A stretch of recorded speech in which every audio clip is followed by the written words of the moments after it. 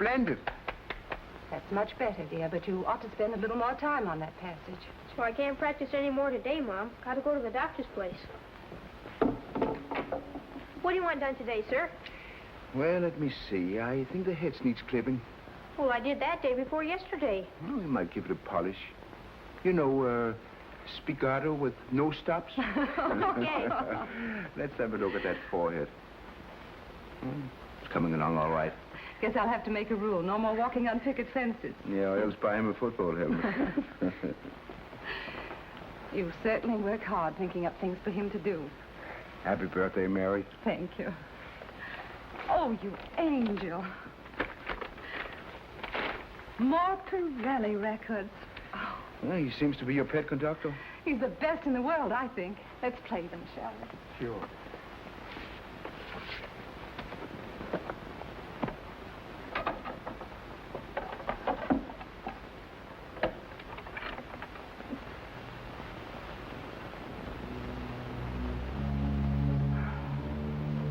No one can inspire an orchestra the way he can.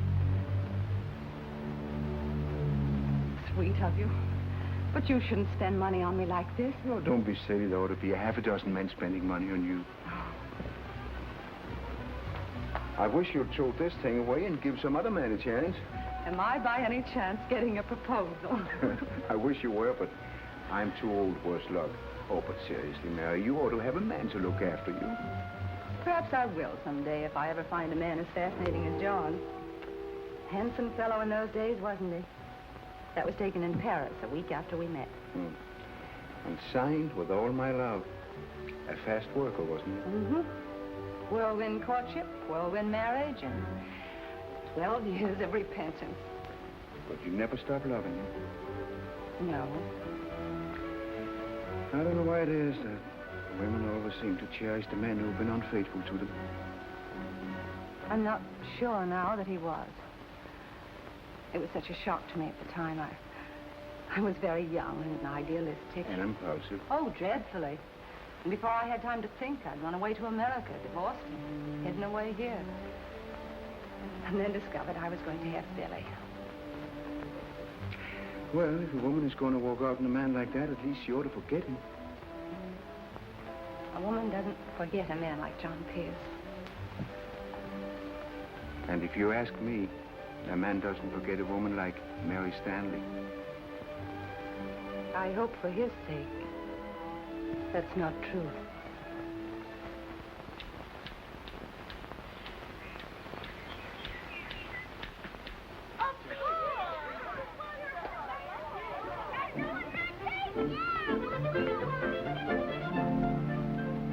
Look out! You're flooding it. All right, you know so much, you started.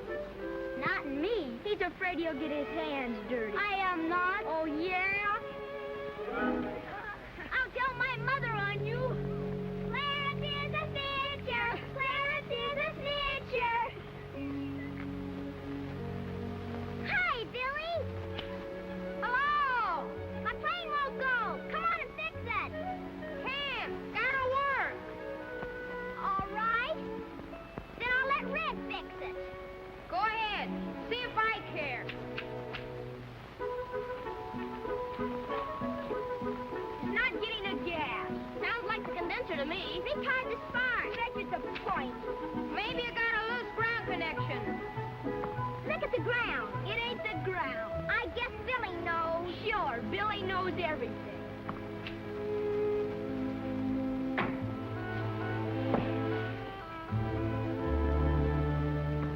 Give me that.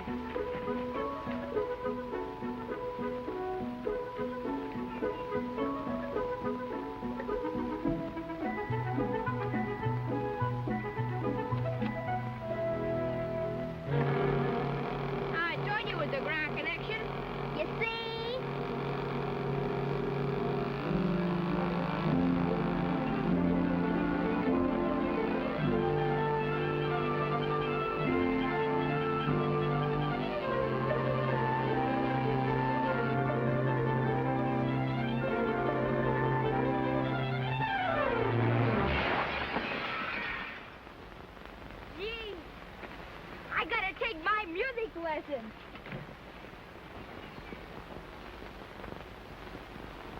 I see you, Billy Stanley. You come right here this very minute. Gee whiz. No, I'm going. You're not either. It was my plane. Yeah, but I flew it. I don't care. I asked you to. You do what I say or I'll never fix your old plane again.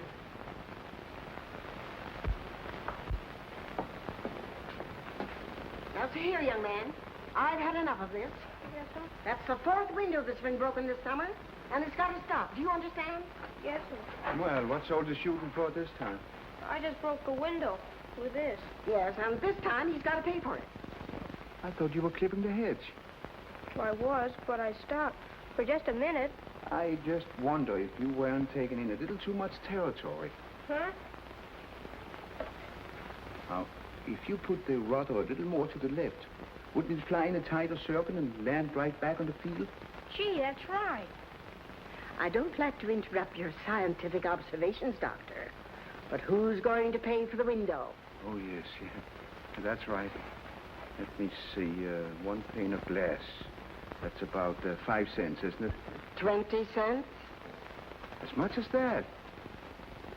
Well, of course, we'll have to take it out of Billy's wages at the rate of about 5 cents a week.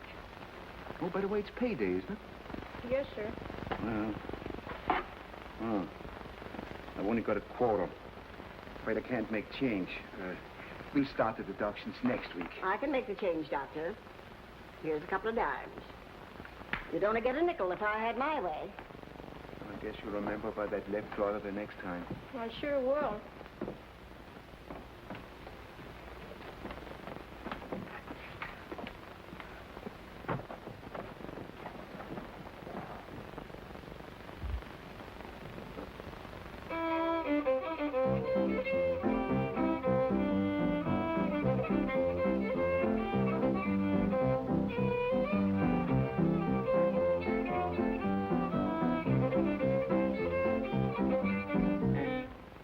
Mrs. Stanley.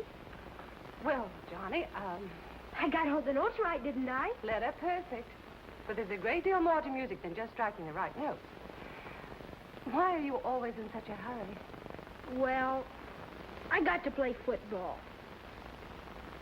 Johnny, why do you go on taking music lessons? Because my pop says I got to be an orchestra leader like Kay Kaiser. He says they make good money. Better than a truck driver, even. But you'd much rather be a truck driver, wouldn't you? Honestly. Sure. Who wouldn't? One of them big diesels. Then I wish you'd tell your father that I can't go on taking his money. Because you'll never make a violinist, much less an orchestra leader. Do you mean that, Mrs. Stanley? I regret to say I do. Gee, that's super!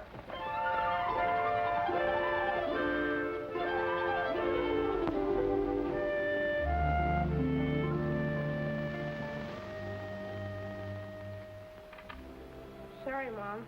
5-cent shy today. Meaning one soda. No, busted window. Mrs. Hastings made him dot me that much a week. Well, I don't suppose that'll break us. Though every nickel counts just now. I know. Say, Mom, why can't I get a job in a dance orchestra someplace? Well, I might earn as much as $15 a week. We're aiming much higher than that, darling. Billy, dear, I believe you can become a really fine concert artist. Me? A concert artist? Yes. But first I have to get you to Chicago or Cleveland or New York for an audition. And that takes money. New York? Just wait till I tell Nancy. I'll bet she'll mind me now. I doubt it. But it means hard work this summer, Billy. At least 8 hours practice a day. Yeah, I suppose so. Life can sure be tough, can't it, Mom? You bet it can. But it can be splendid, too, with something like this to live for. That was Mrs. Mitchell. Clarence has got another sore throat. Really? She said you must fix him up so we can go to Mrs. Higby's musical this afternoon. Is that today? Fourth Sunday in the month. And you needn't look like that. You can't get out of going. Why do I have to listen to her pupils? Because you brought them all into the world, and their fathers and mothers expect it. I'm supposed to do. And you got to see Mrs. Bailey. She says her feet are bad again. Sometimes I wish I'd taken up plumbing. Don't know if you'd have any more fun mending bathrooms. Here. Better take these along. Looks like rain.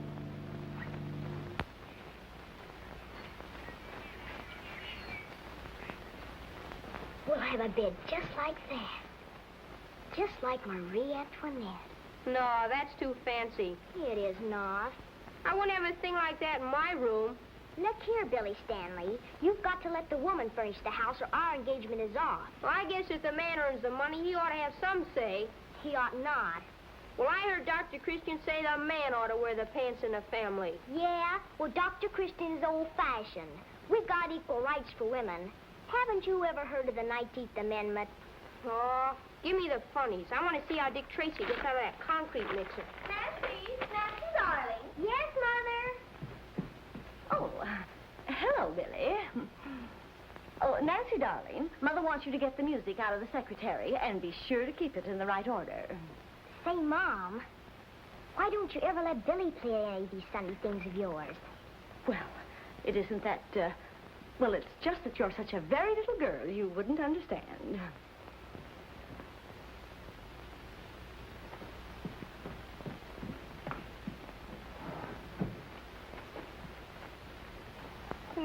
Snitcher Clarence is going to play this on his sax. I bet that'll be good. Well, they even got Clarence in the funny papers. Give me that.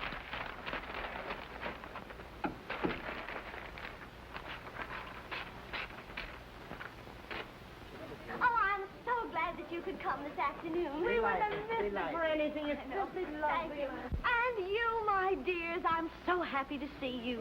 And darling Clarence, how does your throat feel? Oh, it's all right now. My dear Mrs. Higbee, what do you think Dr. Christian prescribed for Clarence's sore throat? Dirt. Oh, hello, Dr. Christian. I'm so happy to see you here. And my dear Mrs. Stanley, I'm afraid you may not consider my little concert up to your critical standards. But in the matter of music, we hope that quantity will make up for quality. I'm sure it will.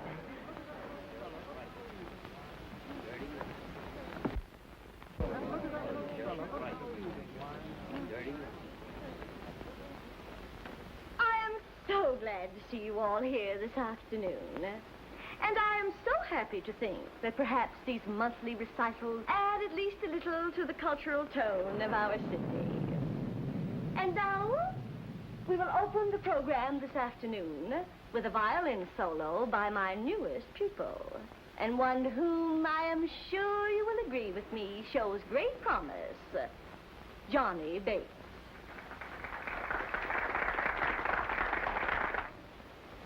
I thought Johnny was one of your pupils.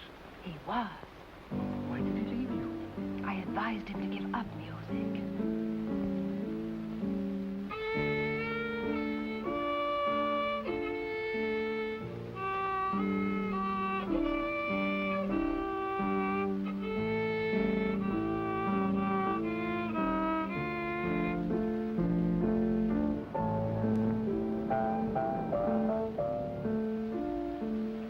Maybe you were right.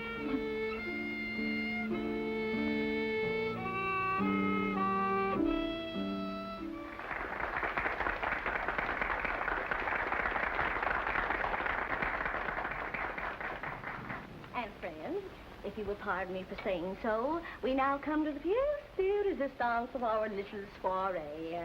A saxophone solo by darling little Clarence Mitchell.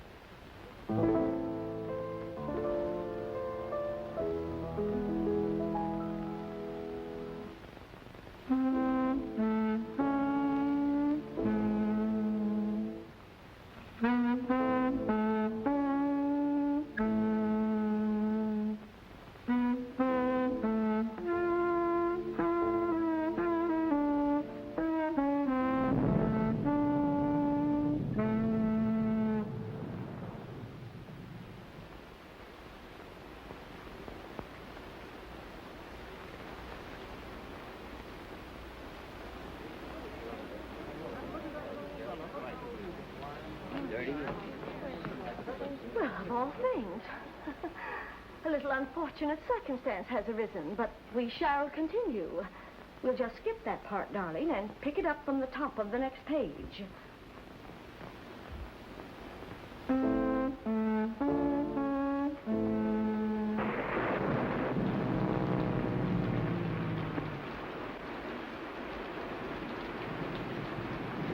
$15.2, 4, and a pair of 6. My crib.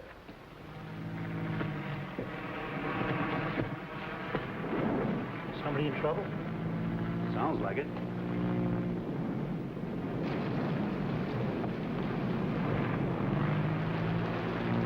You'll need more field than that. Better call Dr. Christian.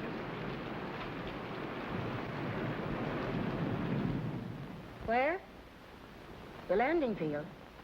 All right, I'll call him right away. Landing field? I'll go right out.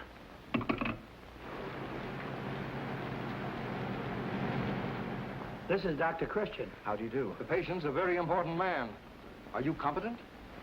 Well, I've had considerable experience. Good. I must get the maestro to Chicago as quickly as possible. There's an important contract. The maestro. The great Antoine Pirelli, sir. Antoine Pirelli. Well, we can't have anything happen to him. He's our favorite conductor here, Paus. I don't think I'm badly hurt, Doctor. Just shaken up a bit.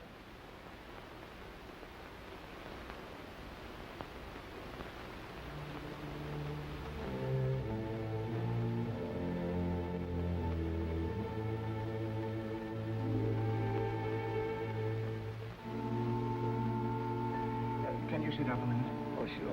Oh, I can't, thank you. What's the answer, Doctor? I'm all right, Mickey. Arranged for accommodations on the next train. I'm afraid you'll have to postpone the trip. What's on your mind, Doctor? Well, I don't think there's anything serious, but I'd like to keep him under observation for a day or so. Possible. We must get on to Chicago. I'm quite well enough to travel. Oh. You better sit down. Hey. But, Maestro, the doctor is right. You are hurt. Quite badly, I think. Think of the headlines I shall get in every paper in the country. Worth thousands to us. Flying Maestro crashes. Is there a decent hotel, Doctor? We think so. Good. We'll take the largest suite. There'll be flowers all over the place and nurses. And the newsreel cameramen will come and find the Maestro with a beautiful bandage on his head. There'll be at least one nurse. Rivers End 79. And, Doctor, about that nurse, please. One who photographs well. No old battle axes. I think you'll find her quite satisfactory. Hello, Mary. Give me a hand, will you? Sure. But, Doctor, isn't Judy available? Well, Judy is still on her vacation, and Stella Carson only leaves in the daytime. Mm-hmm. You'd better come right to the hotel. Goodbye.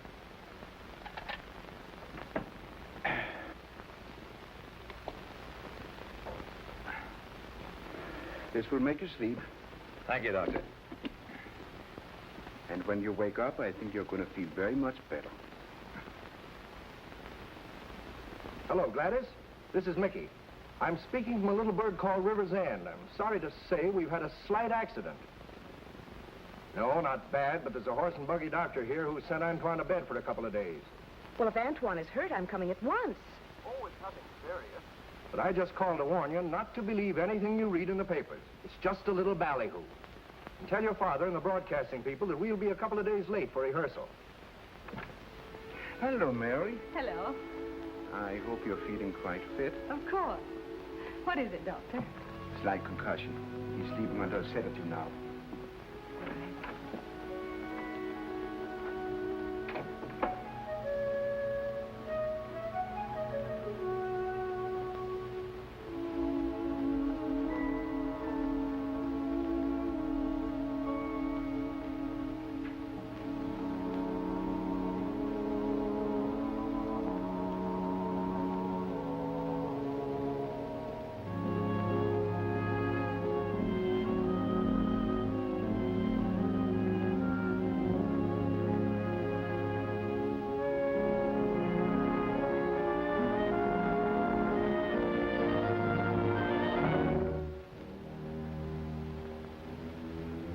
I know you meant it kindly, but I can't take this case, Doctor. Why not? Don't you see it? It's Billy. John must have 1,000 other interests by this time. I don't know how he feels about me now. You can't, Mary, unless you try to find out. But he'd find out about Billy. That's one secret I couldn't keep. And then he could take him away. No court would do that after all these years. I know, but Billy's musical career, John could sponsor it. He's got the power and the money to do it. I couldn't stop him once he found out. And then I might lose my son. Listen, Mary. I can't let you throw this chance away. For your sake or for Billy's. You did a foolish thing once in Paris. Perhaps now you could right that wrong. I can't risk it. I can't. Aren't you thinking only of yourself? I'll find some other way to get Billy started. Some way that will let me keep him. Perhaps you can. But a man like Pirelli has a right to know his own son. Think how much it would mean to Pirelli to give the world a son with such talent. And think how much faster and further Billy could go with his father behind him. You can't consider only yourself now. You know you can't. But don't you see? Billy means so much to me. He's all I have. You kept a sacred well about John Pearson, Antoine Pirelli. Even from Billy and from me. You can keep the secret about Billy from his father until you're sure that it's safe for you to tell. And if he still loves you, think what you might be throwing away.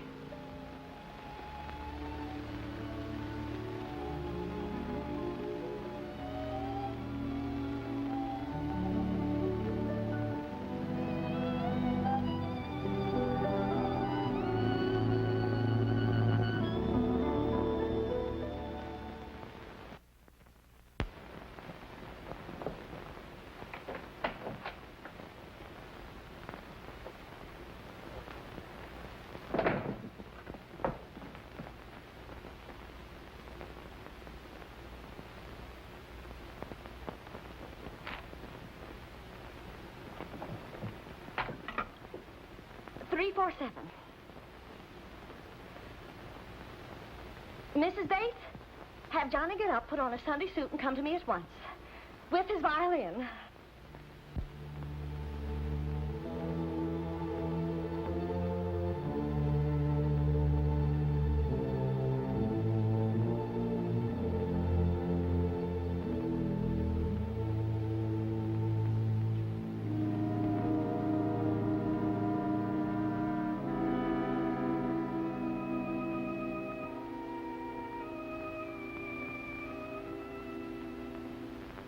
Good morning, nurse. Pardon me.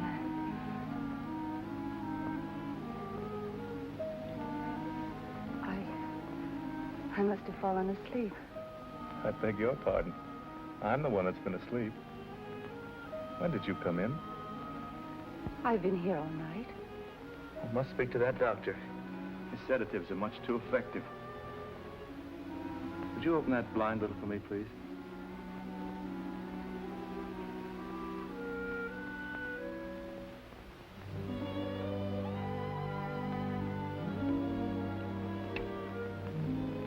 You're just as beautiful as ever. And you haven't changed a bit. Ironical, isn't it? Looking back now. We were so young. I was so... Impulsive. Well, after all, you did divorce me by publication. Didn't even give me a chance to defend myself. But I suppose I deserved it. Perhaps you'd better relax now.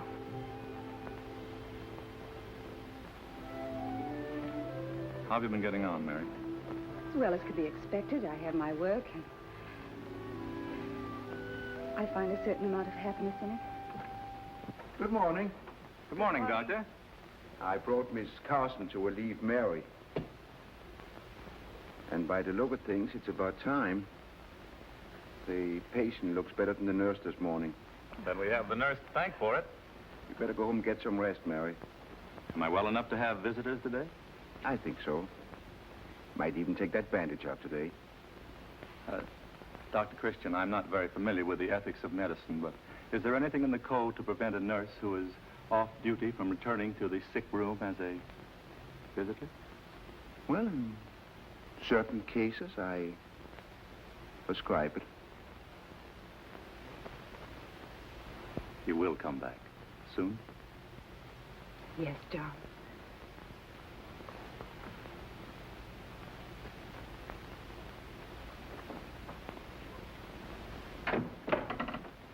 Did you tell him? No, not yet. Why not? I'm not sure in my own mind yet.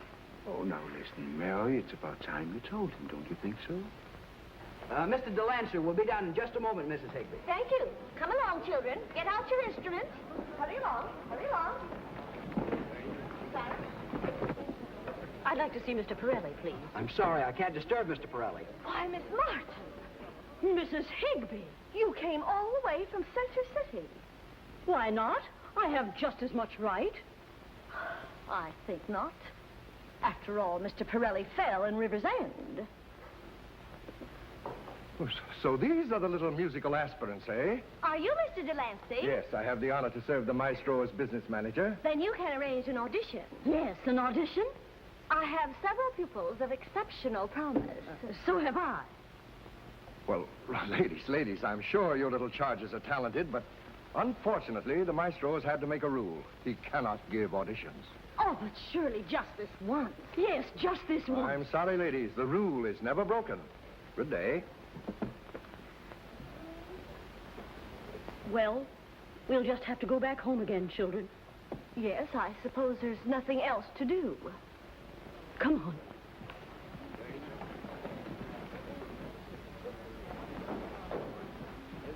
No, Johnny. No. But I thought you said we were going home. We are not going home. Follow me, children.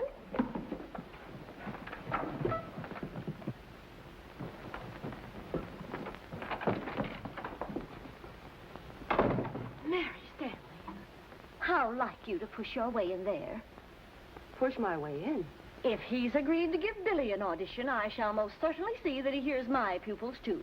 There's been no mention of an audition. Mr. Pirelli is ill, and I'm the nurse. I always said I should take up nursing. Now, children, this is the little piece that we all rehearsed together. Now, you may not know all of the notes so well, but we'll do the best we can. 1, 2, 3, begin.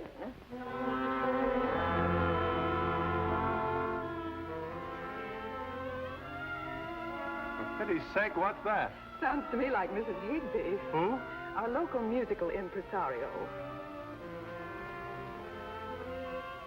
I understand, Doctor. That is what the Hepcats call a clam bake. I'll try to stop it.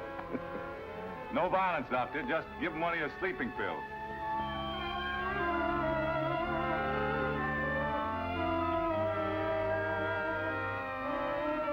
Is he listening? Yes, intently.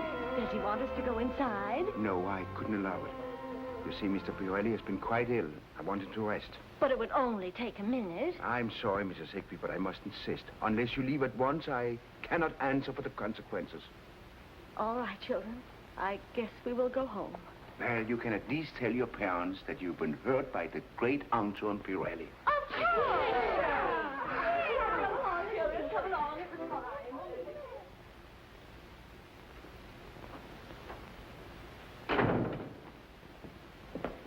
Gee, Mom, what's going on around here this morning? Why, dear?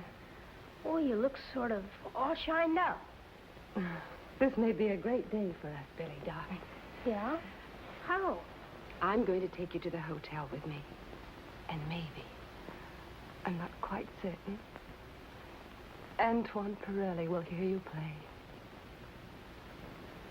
Well, I thought we'd get a trip to Chicago or New York for an audition. But this is Antoine Pirelli. You should be thrilled. Sure. I'm thrilled, all right. I guess you are, too. Maybe that's why you're happy and sort of beautiful. Maybe before long, you'll know why I'm all shined up today.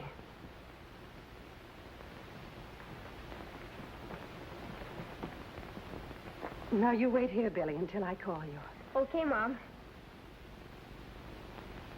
And wish me luck, darling.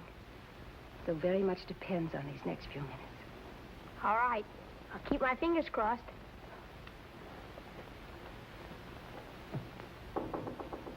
Come in.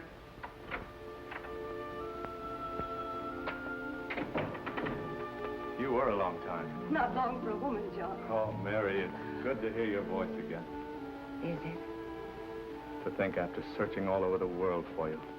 The doctor gives me a sleeping pill and I wake up and there you are, sitting beside me. This morning you told me you were not quite happy. Mary, darling, I haven't known a single happy hour. Not really happy since you left me. I believe you, John. John, I have a favor to ask you. You name it. I have a very talented pupil. Pupil? Yes, with a touch of your genius. I'd like you to hear him play. Oh, of course, but... Well, let's not talk of pupils and prodigies. We have ourselves to talk about. What? He's downstairs right now. I'm Gladys McClellan. I telephoned you for a reservation. Yes, Miss McClellan. You have Sweet Pea right across from Mr. Pirelli. Thank you. Well, I must. But I warn you, I'm only doing it to humor you. And after that...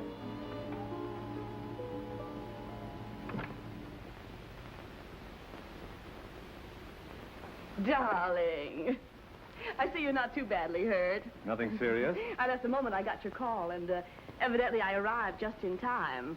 Gladys, this is Mary. How do you do, my dear? Antoine is so devastating, isn't he? And a past master in the old continental custom of kissing the hand. But you mustn't take him too seriously. I've suspected him of having a number of these little excursions since we've met. But I'm going to marry the man in 2 weeks. So I think it's time he called a halt. And now, I'll take charge if you don't mind. I think I'll be much more soothing than a new and pretty face, won't I, darling? He's such a susceptible old pet. Wait, Mary. I think you deserve an explanation. Why, of course. But not now, darling. You're much too ill. And besides, I'm sure that this lady and I understand each other perfectly. I'll call you later, Mary.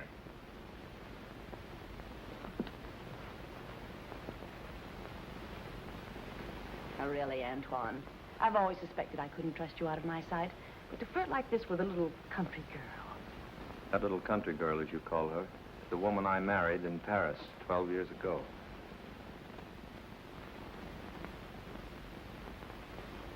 Darling, how very romantic. Did you tumble out of the sky by mental telepathy to find her here? This is no matter for amusement. I see. But, Antoine, pull yourself together. After all, you've become an important public figure, and for you to be thinking of a woman like that, why, she'd hardly grace your dinner table. Listen, darling, I know how upsetting it must be, but you've got your career to think of. And I think I deserve some consideration. Please, Gladys, I know all that. I'm terribly sorry. Then for my sake, let's get on to Chicago. You'll probably feel differently in a day or two, and if you don't... Please, I'm much too confused. Later on, if you don't mind. Did it work? You mean he isn't going to give us an audition? No, dear. We're going home. Never mind, Mom. We'll save up our money and have that audition in New York. Yes, dear. Of course we will. You know, I'm not giving Antoine up without a rattling good fight. I'm getting the 8-ounce gloves out myself. Well, it's your next move. You won't talk to me. You leave it to me, my dear. I haven't handled him 12 years for nothing. I know all the angles. You better pick a good one. Good morning, Maestro. Gladys told me you were better. Yeah, I'm all right, Mickey. Excellent, excellent. Now we'll miss only one day of rehearsal. I phoned for accommodations on the next train. Well, you can cancel them. What? I suppose Gladys also told you about Mary. Yes. It must have been sort of a shock. Old memories and all that. But a lot of champagne has flowed under the bridge, Maestro. And it's no good turning back. Besides, we're good businessmen. We can't jeopardize our contract. Can't you think of anything besides business and contract? Sure, but this is a chance of a lifetime. $200,000. I don't care if it's $2 million. I promised Mary I'd listen to one of her pupils play the violin. An audition? Well, I thought we settled that sort of thing years ago. Why, only this morning I chased 20 child prodigies out of the hotel lobby. Don't you understand, Mickey? This concerns Mary. I promised her. So, you promised to hear a kid play the fiddle. Well, what's that compared to your other obligations? What about me? What about Gladys? You promised to marry her. That, I think, is something that concerns Gladys and me. Most important of all is that I promised myself something 12 years ago in Paris. This, after all I've done for you. Oh, for heaven's sake, Mickey, don't start that again. Well, look what you are today. And look what you were when I found you in Paris. Plain John Pierce. A genius starving in an attic. Oh, cut it, will you please? No, I won't. I invented Antoine Pirelli. I put you over on the American public. I made you headline stuff all over the world, and this is the way you repay me. No good, Mickey. If you had anything but a money bag for a heart, you'd understand. Now, if you don't mind, take the layer, will you? That's done it. This is the end. To think of the once great Michael J. Delancey playing second fiddle to a small-town music teacher.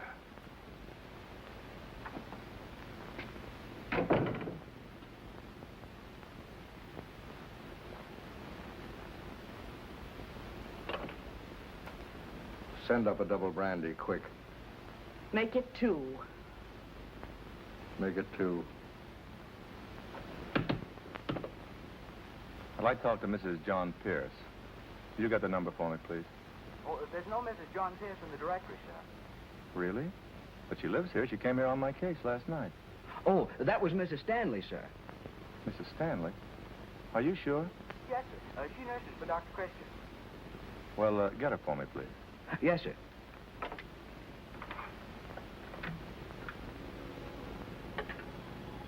Hello? Hello. Is this Mrs. Stanley's residence? Yes, sir. This is Mrs. Stanley's house. Can I speak with her, please? Well, I'm sorry, sir, but my mother isn't here just now. Did you say your mother? Yes, sir. Mrs. Stanley is my mother, but she's gone out of town. Oh, I see. Thank you.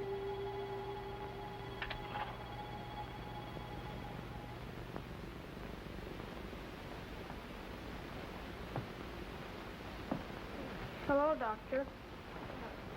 Hello, Bailey. What are you doing around here? Did you forget that this is your day off? No.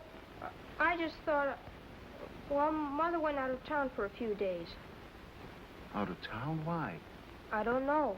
We went to the hotel for an audition, and pretty soon Mother came down looking awful sick, and we went home. Well, didn't she give an explanation? No. She just cried like anything and said she had to go away.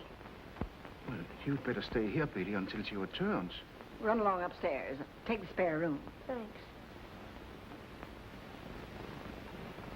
It's all in the papers, Doctor.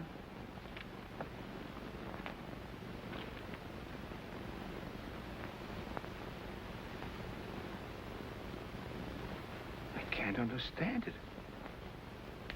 If you'd seen him with Mary just now... Well, from what I hear, this Gladys McClellan usually gets what she wants. Operator, give me the hotel. I want to speak to Mr. Pirelli, please. I see. Thank you. They've checked out. She called. Thought so. Well, I guess that finishes that.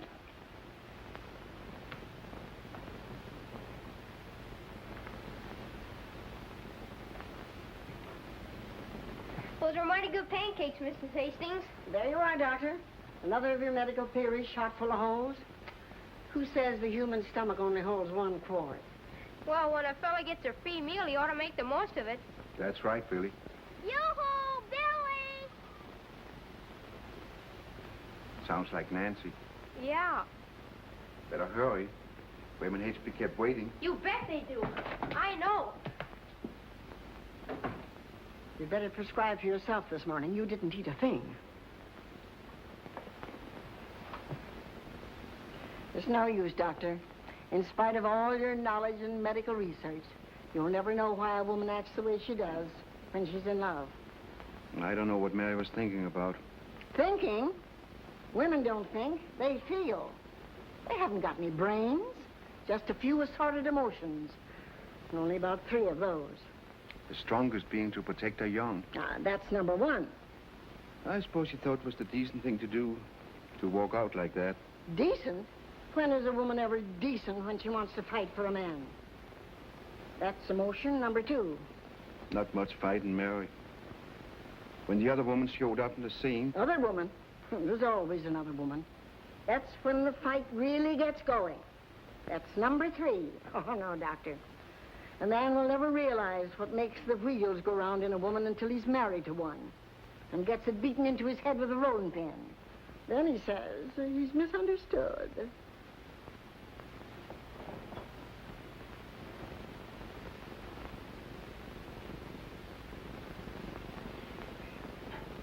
A boy like that has the right to know his own father. And a man like John Pierce has the right to know he has a son. Well, why don't you stop worrying and do something about it? You're Billy's godfather.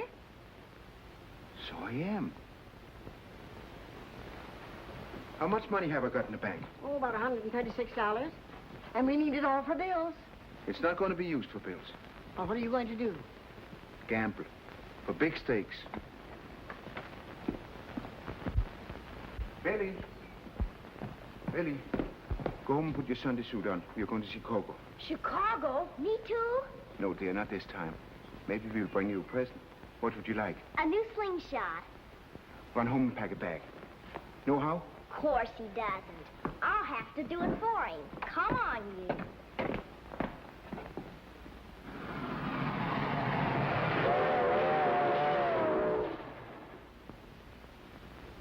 Northern Broadcasting Company. Operator? Just a moment, I'll Music see. library? 1 moment. But my daughter has the most marvelous voice. She can sing high C. High C, dear. No, not here. Madam, I told you that auditions are Wednesdays and Fridays only, and never in the lobby. Very well. I shall take Irma to the Excelsior Broadcasting Company. Assure you, madam, that is our law. Auditions Wednesdays and Fridays only. We are not here for an ordinary audition. We wish to speak to Mr. Pirelli. Senior Pirelli rehearse the 5th floor. Thank you. Only you can't see him. No one is allowed in the rehearsal room except staff and sponsors. Oh, but this is urgent. We've come a long way. Sorry, sir, but we don't violate the rules for anyone.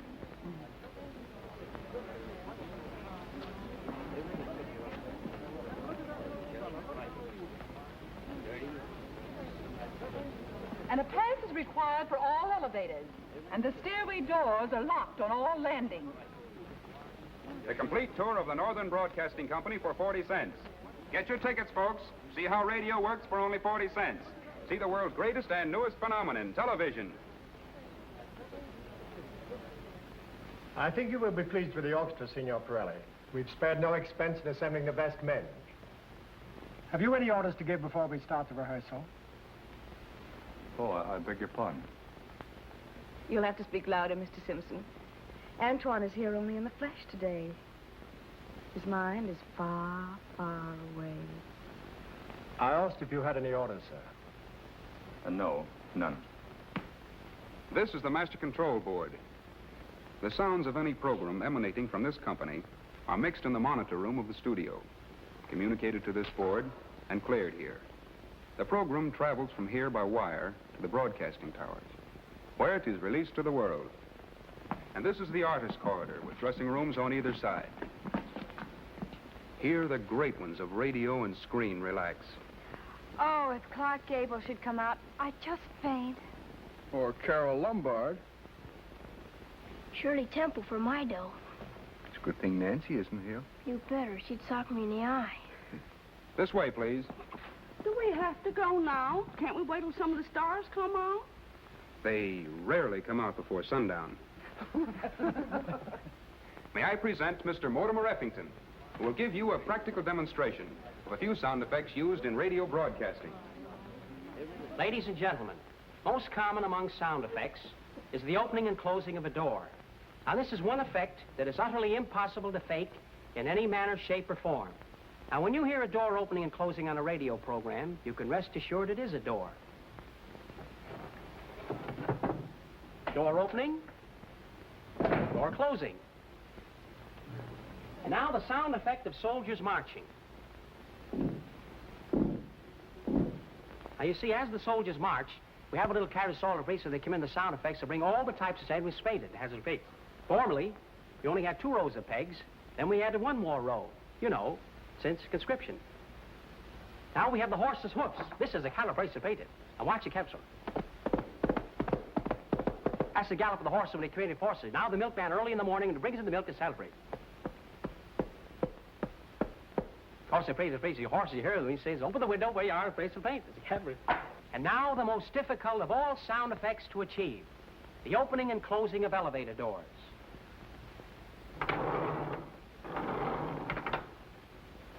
Oh, that's only a roller skate. What are the wild waves saying? Storm at sea.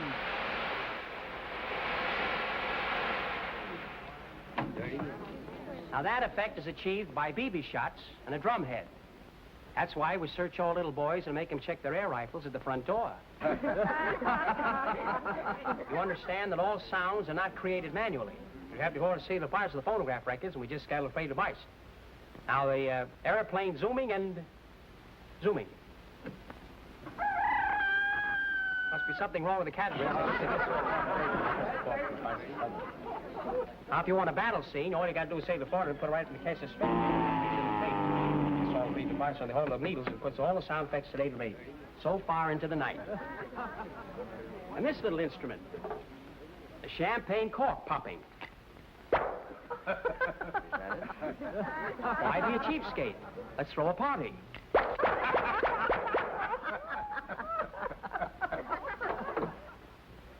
Now, have I made myself perfectly clear?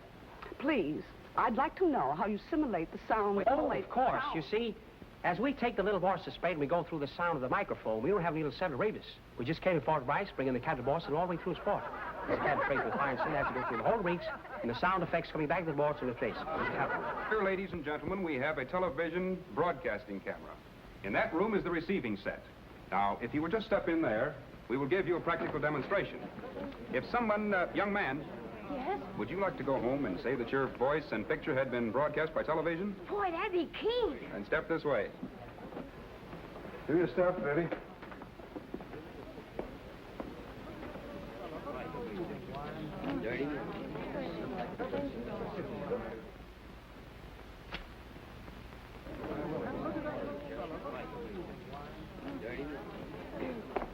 Well, I don't know what to say, but I'm mighty glad to be here. Isn't that wonderful? Yes.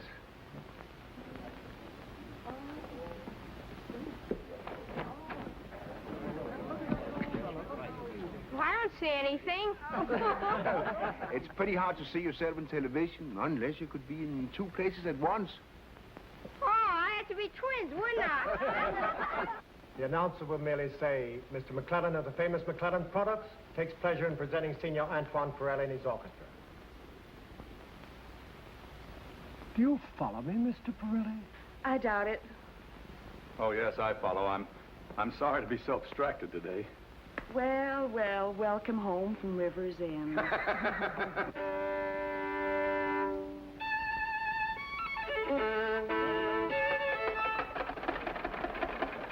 Weingarten, I'm in luck to have you with me. It's a great privilege, senor. Hush your idle, my dear fellow. It's a long time since we played together. Not since our fighting days. That's right. All right, gentlemen.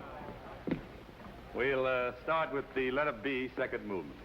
On your left, we have Studio I, where rehearsals are now in progress for the McClellan Symphony Hour. Antoine Pirelli conducting. Here is a room for the relaxation of the personnel of the broadcasting company. Down this way, we have the publicity department, where the stories of the stars are sent out to the press. What are we playing, Doctor? Cops and robbers? Listen, Eddie, for the next few minutes, you must do exactly as I say, and not ask any questions. Understand? Yes, sir.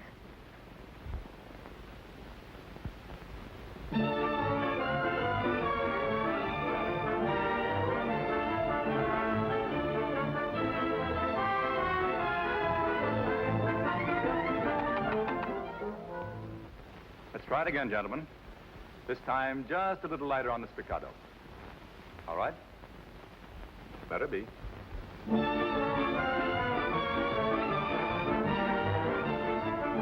You know that note, don't you? Sure. Take out your violin.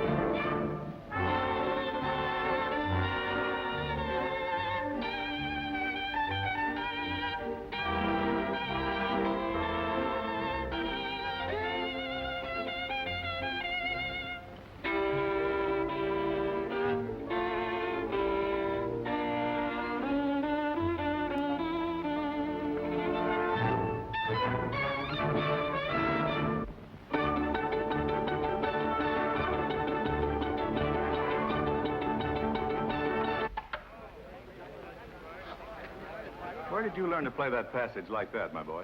My mother taught me, sir. Your mother? Dr. Christian, who is this boy? Mary's favorite pupil. The one you were to listen to. What's your name, son? Louis Stanley, sir.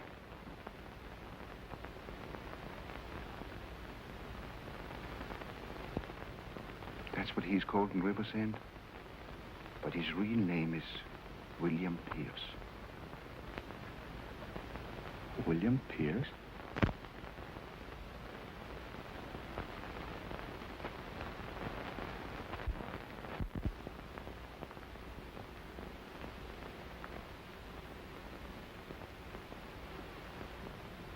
You play well, my boy.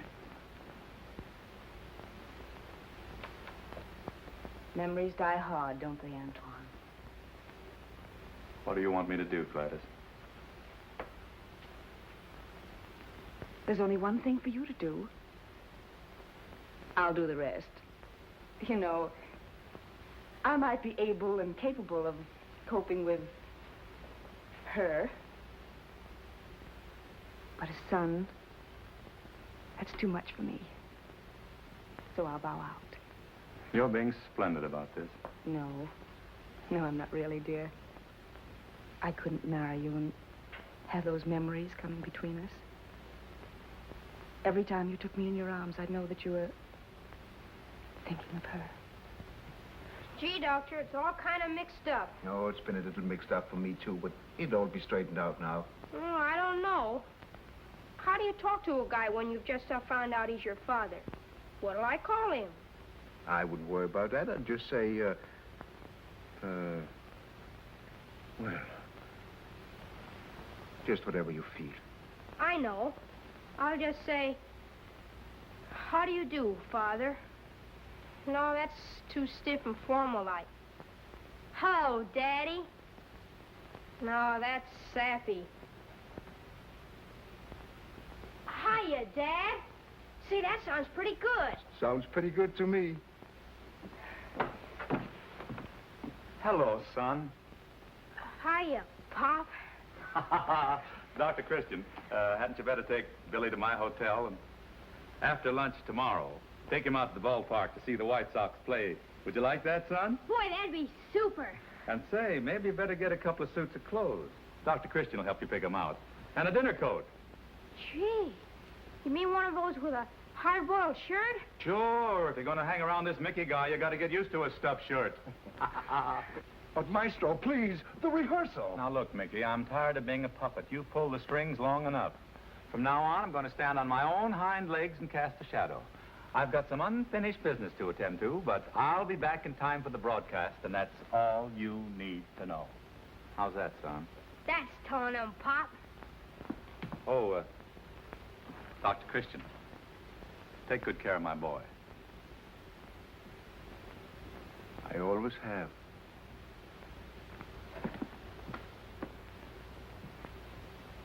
The McClellan Company presents tonight the first in a series of symphonic broadcasts conducted by Antoine Pirelli. Our guest soloist is a boy violinist making his debut in radio, Antoine Pirelli, Jr. He will play the arrangement of the Brahms Hungarian dances made famous by his proud parent, Antoine Pirelli, Sr.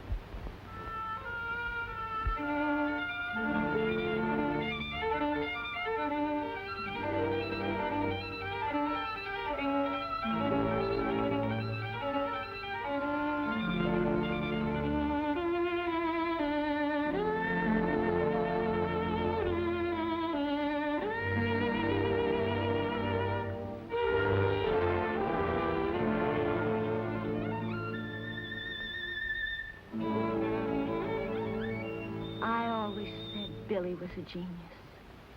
And Johnny, tell your father I can make you a genius too. With a few extra lessons.